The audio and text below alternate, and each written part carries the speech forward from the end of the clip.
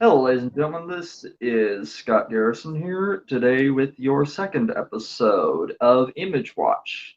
Today, we're going to be looking at the four-issue miniseries Cyberforce, written by Mark Silvestri and art by Eric Silvestri, his brother. And now, with that being said, let's get started.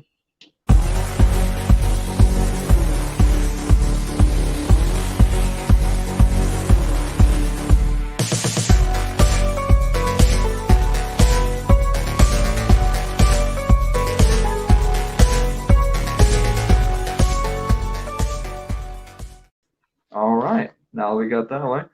First off, Kelly, what were your thoughts on Cyberforce? It's an interesting book, and it's another of the earliest Image titles. And I'm not really familiar with Mark Silvestri and a lot of his work prior to uh, joining Image, but That a makes lot of both of his. us. I'm sorry. I said that makes both of us. Yeah. Um, but it's obvious that a lot of the inspiration came from kind of the late '80s and early '90s X-Men books and Right. Cyberforce. This is one of the few Image titles that kind of brings the mutant concept over from Marvel. So it's kind of interesting to see what's done with it. Exactly. Um, giving us a rundown of the characters. We have the leader Stryker. He's kind of like Forge. He's half man, half machine. Four metal arms. Um, Cyblade. He's sort of like he. Cyblade's the female in the group. There's Ripclaw, Heatwave, Impact, which for me, looking at the reading the books and gone through, to me, Impact kind of reminds me of Maul from Wildcats, and Okay, yeah, the main character, who's pretty much the reader's point of view character as we follow her through the story, Velocity. In the story, her name is Kareen. She came from an abusive family. Her dad mistreated her very badly. Um, their mom was kind of, she didn't really care, for lack of a better word. She also had a younger sister, Cassie, and then her dad. Um, and we pretty much follow Kareen's journey throughout the series. yeah. It's kind of one of those stories, and it reminded me a little bit of the X-Men cartoon from the Mm-hmm. early '90s, where I think it opens with like Jubilee as a troubled teenager, and Yes, exactly. Kareen kind of takes that spot, and she unfortunately ends up with all of this violence and these different teams converging. We have I guess they're sort of the villains, but it's not quite clear. But Yeah, it's the like this shock, a villain team of mutants, and then of course you have this militarized, like this military force. Um, it's a company, Cyber Data. yeah, Their parents like company soldiers, I guess, led by a woman named Ballistic. She plays an important role, especially around issue 4. We get revealed who she actually is in that one. Um, they pretty much want to bring her in because Velocity actually worked for Cyberdata. Um, she bolted, and they're just there to bring her back. And Cyberforce is saying, no, she's free to make up her own decisions and her own choices. So we're keeping her from you. They're trying to pretty much like protecting her. yeah. Yeah, it's not like I guess in contrast, we covered the first run of Youngblood recently. This Hmm. story feels a little more polished. It's still got a lot of action going on. We're not necessarily getting some heavy story beats all the time, but we actually do get to spend a little time with the characters, and we kind of get more of a plot besides, hey, here's some Here's just a people, let's bunch of go fight. action scenes. Yeah. And the book itself too is really polished. I don't know what you thought about the artwork, but I thought most of it was pretty good. I definitely enjoyed the artwork a lot better in this one compared to Youngblood. I have to say, from all the Image books, the artwork I enjoyed most was Valentino's work with Shadowhawk, the Mhm. Silvestri's work with this, and Jim Lee with his Wildcast run. Yeah, yeah. Uh, so for me, the art was really like I liked. For me, what always made sense as a good comic was the story and the art. If you Mhm. have those two things and it's done well, then you have my attention. And it just kept it throughout the rest of the series. So much so to the fact that after this four-issue miniseries, it kept up an ongoing series which will eventually cover in its own video given time. I don't know how Mhm. many issues the second one version ran for, but it'll take some time to eventually collect and read all of them. Mhm. So that'll take a while. That'll be one of the longer um, ones. Yeah. Yeah, that's getting back talking about the art and the story. I think you're right that because it's the artwork, it kind of speaks for itself. And so even though we're not necessarily getting some of this by modern standards really well plotted story, it is the art that keeps you engaged and allows you to get into the story more. And that's kind of what I thought was best about this book. Because kind of I looking at, oh, go ahead. No, no, you go ahead. I'll let you continue your train of thought. Well, just kind of, I think, the first issue really sells it. We get to it when we get to meet all the main characters in the Strike Force. We get a little build up with Stryker, and then all the reveal where he's got the three arms on one side, which is kind of interesting aesthetically. And then Mm-hmm. we get introduced to Psyblade, and she has like a full shot of her, and then Impact comes in and he like destroys a vehicle, and he looks great. He's like Colossus, but he has a little bit more color to him. And same thing with like Ripclaw. Um, Yeah, he's there's a not. really nice double page spread of him in the first issue. It's a Yeah, dynamic shot, especially with the lightning going on in the background, especially yeah. with the lightning going on in the background. Makes me think that from what I read about him and going through this, it seems like he has like a almost like a Native American. Feels like he's almost like there's a Native American heritage about him and aspect. It's like from the way he runs his lines here before we first see him in that double page spread, it almost sounds Mhm. something like he could be Native American. Yeah, I think that's And of kind of course, they what they're also make the saying. comment about like in one of the later issue fights, oh, it's the last of the Mohicans, a Uh-huh. Mohicans That's reference right. about a That's right. Native American thing here. So that just makes me feel like maybe there's something more to it. Yeah, and I think it's the one lines, the last of the Mohicans kind of dig. It's a topical dig, it's oh, that was a popular movie of the time. And Oh, okay. you know, Uh, but I think it's nice that Ripclaw isn't shown to be explicitly Native American. Like they infer it from kind of some things he says and some things other people say, but they they don't they don't don't outright like say it. huh? Yeah, It's and like they they don't just they don't don't outright use say his it. costume to say it.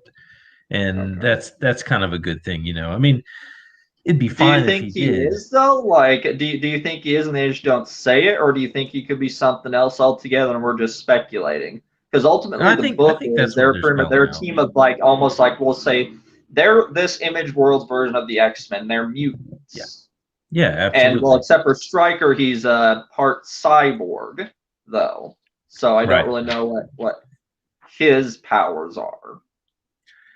Well, yeah, he's sort of just one of those, catch-all government agents. I think I think it's issue 2 or 3 where some government agents come to kind of recruit him to go after who is set up to be the main villain, Mother May I. And they Right. mention he has a Medal of Honor, or Purple Heart. So he's either been cybernetically enhanced or he ended up that way through government intervention. So kind of different from Youngblood, where everybody had their powers kind of developed, like in the Boys series. Um, Right.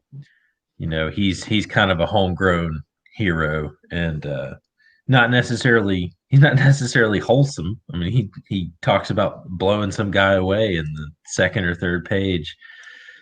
So we're still getting that really kind of hard edge image feel to this book. Right. Yeah.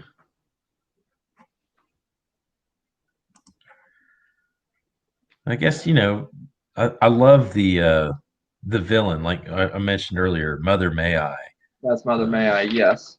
she's We get a stands couple out. establishing shots of her in issue 1, and especially with the way she looks in her design, especially with the red jewel on her head, she kind of reminds me, like, you take the headdress off, she almost kind of reminds me of when Deborah brought me the X-Men vibe, she almost reminds me of Mystique. Yeah, I could see that, or Wrong way. maybe like what's his name, Mr. Sinister. Right, Uh, definitely. yeah, yeah. She really stands out in a book where most of the characters are either kind of bright or have a lot of Dark heavy blue. metallic. Yeah. So that's cool. I think that's aesthetically, again, we're kind of getting on the art a lot, but it does hold up pretty well, I think.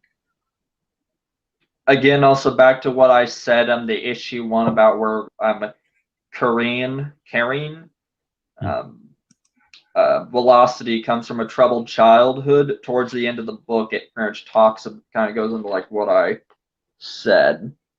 Her Mhm. father was abusive. Her mother was like, "Oh, do what your father says, honey. Things will be okay." And the bottom there, that's her sister Cassie. Um, like, stay out of this, Cassie. And yeah, so and Velocity has repeated nightmares about what happened. She has dreams of what happened that night because she is separated from her family. She doesn't know about her mother or her sister. She doesn't know what happened to them, and for the longest time, we as the reader won't know either. But some things are revealed later in the series that Mhm. definitely saying, "Hey, There's another shot too. I think it's in issue 3. Where Kareen is. I think it's when kind of the Strike Force team is looking out for her. It might be an issue right, 2. I'm having trouble finding it here, but and she realized, oh well, they're kind of like a family. We're all a little bit different.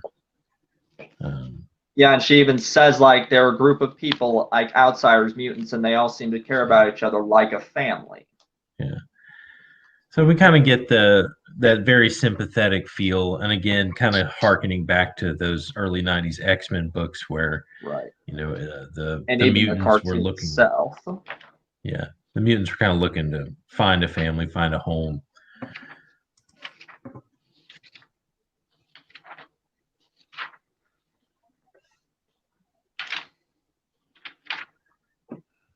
Uh, Here we in go. Yeah, you were right about the comment, and I'll actually read this. It is from issue right, 2. Mutants, cyborgs, robots, freaks like me, caring for each other almost like a family. So there you go. we see it too. I don't think they ever give them a name, but there's like a mutant team. They're kind of criminals. Yeah, it's also an issue 2 as well. Yeah, It's that first establishing shot with their leader. Her name is Ballistic, and you see that very prominently in the cover of the first issue and the second issue. Um, there, like it also talks about cyber data can find anyone, especially one of their own people. But I'm not one of you. You work for us. You have a contract with us, and I signed away without understanding what was going on. It's like, but you work for us. There's no way around it. You're coming with us. And then it's like, and then that's when she runs away. It's like, I'm not working for you for someone I didn't fully understand and sign up with. And that's when Cyberforce comes. It's like, she's allowed to make her own decisions. If she doesn't want to go with you, that's her decision.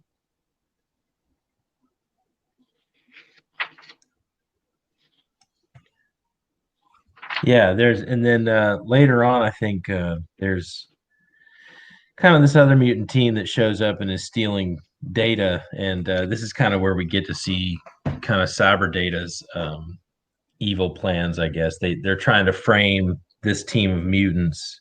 And I can't remember if they have a name, but it's I don't think so. yeah, but It there's is like also split an issue screen. too. I have the book in Yeah. front of me right now. A building blows up. It's this team of three people. There's a girl. There's this guy. It looks like he has a It's like like half shark. He looks like he has a fin on top of his head, and this guy who looks like he's two people fused into one. yeah, Splitzkrieg. That's a pretty fun name. But yeah, they kind of get framed. They steal some data and or some discs, and Yeah, Cyber Data is going to send the shock troops and frame them for it. So we kind of get a little bit into their nefarious plans. right. You know, they're kind of not really classic villains. They just I don't know. They're playing politics of the day. You know, that's another thing where this is similar to X-Men, where you have this public outcry against mutants, and they don't really cover it quite as much in 4 issues. But that's it's there's a kind of a bit of a political intrigue in the background going on. I want to say the second series, the ongoing one, I imagine with the amount of issues they write for, probably had the time to tackle more of that theme than this one. Like, I Yeah. wouldn't know because I haven't had a chance to really read it, and I'd only surmise that they probably had more time to go in with it. In issue 3, there was a crossover with Pitt, another Mhm. one of the early Image book characters as well. Yeah, we'll have to get on to a discussion about Pitt at some point. Yeah, at It's a least pretty the first interesting issue book. anyway. But yeah, Yeah. definitely. Yeah, so and we also uh, specifically like from the Spawn books, we see this female reporter who pops up in the Spawn books all the time, Okay. and she features pretty prominently. I think at least in issue 3, she's kind of covering these riots after a mutant candidate is nearly assassinated, which is what starts in the first issue. But And fun so, fact, in issue 1, in a couple panels where Velocity is running away from Ballistic and her team, you see a gentleman with gray hair slumping by against the wall, and then as they run by, he's screaming an obscenity at him. And doing some digging and re-looking at further, that's actually Marlowe from Wildcats when he was the oh, bum. okay, okay, Yeah. interesting. All right. Mother May I, who's kind of the villain, a little bit, Yeah. if you will, because it kind of really fluctuates. It doesn't really know what she is. It's just like she might, but she's championing and supporting the cause of mutants. But it's Yeah. like I don't know. It's like in re-going through the series, it's like she's not really a good guy, but yet she's not really a bad guy. So it's kind of like juggle. It's kind of like weird. But it's interesting is her powers because when she goes after one of the Cyber Forces people, it's like has like telepathic or influence, like can influence someone's mind. She uses the jewel on her head to basically try and like control him or to like convince have him tell the truth. Mhm. Yeah, it's funny because she's kind of a I guess sort of like Professor X in that way. She's not Mm, necessarily manipulating people by understanding their mind, but just trying to force them to do something. And then she mm, also has a little bit of a Magneto flair because she's championing the mutant cause, but she probably has her own agenda. right. Um, and I'd be curious to see. I'm not really sure what happens to her here at the end of I this don't know. miniseries. Hmm. Um, but if it'd be interesting to see if she pops up later on. I don't really want to give away necessarily how this miniseries ends, but Right. uh, Yeah, we'll kind of there, leave some stuff like out, yeah, but then again, it's like let's be honest here. This book came out like um printing 1990 1993. So it's like some people have had to have read this by now. I mean, but we still have to oh keep yeah, some stuff, but we still have to keep some stuff out of the loop. I mean, why ruin the fun? yeah, right, yeah. I mean, if people are interested in this, and I hope they might be, because it's a little difficult to read, I guess, compared to a modern book because the way comics are written has changed a whole lot. But it's definitely worth checking out for more than novelty alone, like it would be with Youngblood. Like I think that they actually try to flesh out some interesting characters here, even if they still are kind of just throwing down a whole lot of action. The especially with the main character Kareen and what happens with her and her family. I think is definitely it makes the read very well worth it.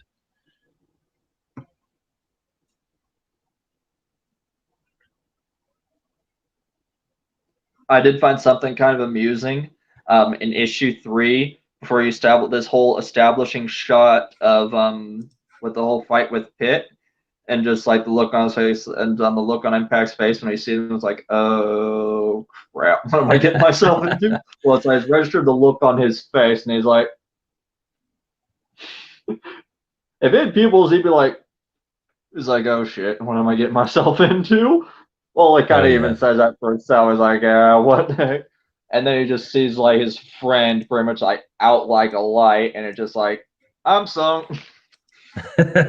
It's like Yeah, he that's a just great growls panel. at him. He's like, something big is coming this way. Holy, we've got a major leak. It's like we have a major problem here, but I'm getting ready for this.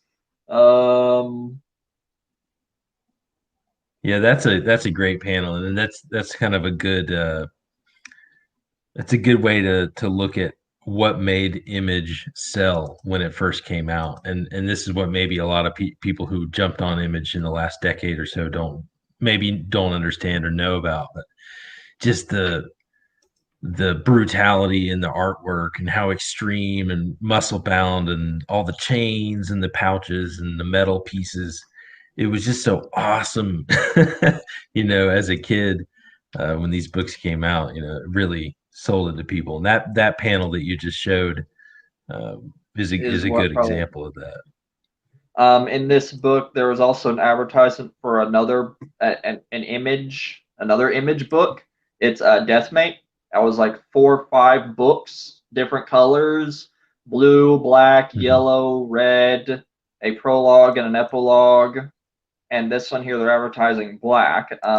There Mhm. was 2 done by Image, and the rest were done by Valiant. It was a crossover with a bunch of their characters. It didn't really sell that well, but Uh, the some of the art was for me. I at least enjoy. I've read one of these, and that was the one that mhm. this advertised was Deathmate Black. I actually have that in my comic personal collection because that's one of Yeah. the few that I enjoyed reading. So it's like um, I might give that a shot at one of these days. The ones I have trouble tracking down are red and yellow. I have black, the prologue and epilogue book, and blue, and this one. So it's like a couple left to track down. And the book is really convoluted and confusing. Plus, there's like a bunch of stuff going on. And plus, considering the schedule, there's really never been a definitive edition on how that was gone, but that's a rant for another time entirely. I might give that a shot at some point if I find the red, but other than that, but that's a topic for another time. Yeah, And yeah, I will definitely. say this though, in Deathmate, a lot of the image creators in this one here, Mark Silvestri from Cyberforce, Jim Lee with Wildcats, they did some very excellent work in the book. I'd do a video just for Image Black to show you guys, hey, this is really good. Mhm. But anyway, back to the Cyberforce book. That's a little side rant there. I guess this really, for Kareen, I guess this really affected her because she still ends up having the nightmares about what happened to the rest of her family. For Cassie and her mother, they disappeared and she's never been able to find them. Um,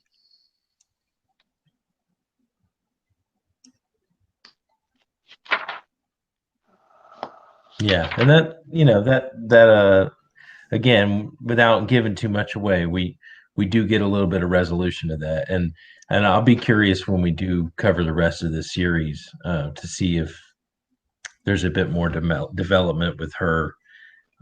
when we end up covering the rest of the series, do you want to talk about what happened here at the end of the book when we eventually cover that one? Yeah, absolutely, absolutely. Yeah. Stryker ends up working as Mother May I's bodyguard for a time here at the end of the series. Is like working for her for Mother May I was probably the worst decision of my career. And Yeah, at the and end of the book, they get dropped down an elevator shaft. mhm. Presses the button and doesn't drop the floor. It drops the elevator shaft. It's like, brace yourself, guys. Where are we going? Down, all the way down. And just see the end establishing shot of the elevator just dropping right straight down the shaft. Yeah, it's definitely a bad career move.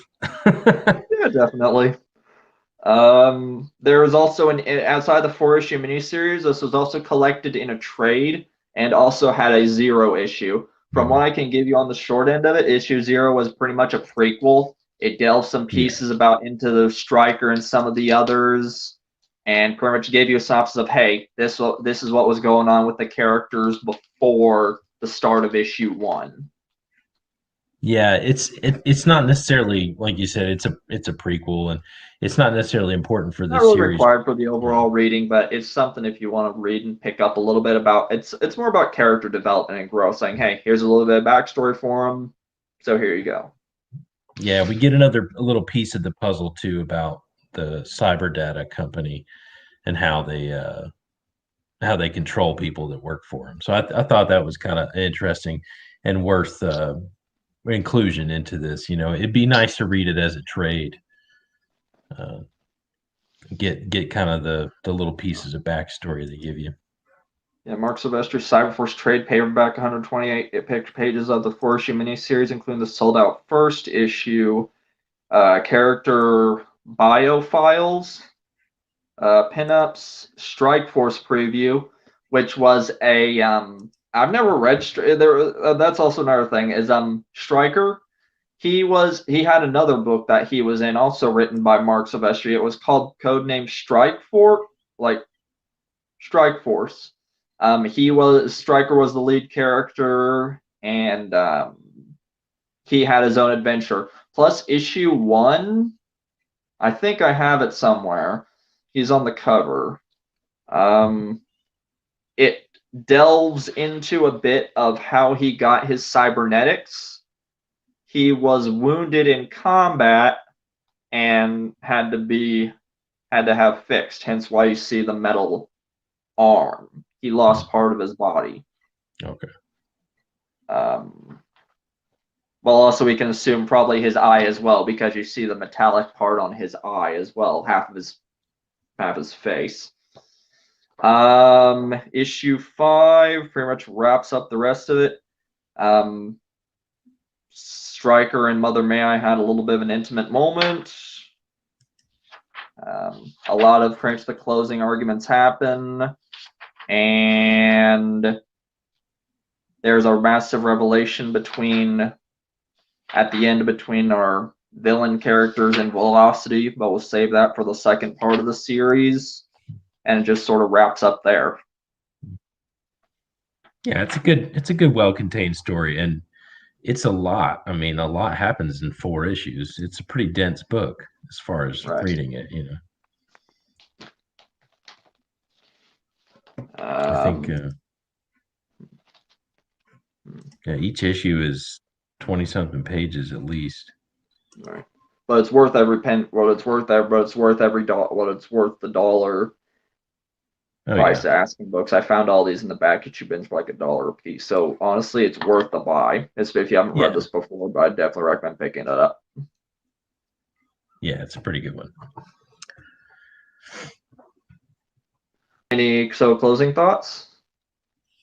I definitely think it's one of those Image titles that bears a second look for as old as it is. It holds up a lot better than some of the other ones, especially Youngblood. I think if we're comparing what we've already covered.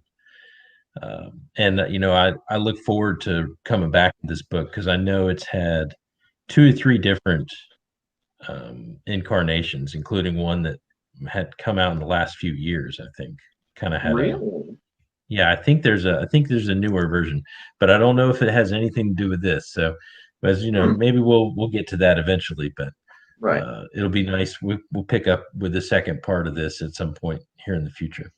Definitely. Well, guys, that does it for about this episode. We'll see you guys again with another episode. You can find this episode, as well as my first episode on Youngblood, on Comic Watch. You can search it up on YouTube and also our Facebook page. You can find these and many more of the Comic Watch podcasts on iTunes, Spotify, and wherever else podcasts can be found. So until then, guys, I'm Scott. And I'm Kaylee. And we will see you guys next time on Image Watch. Take care.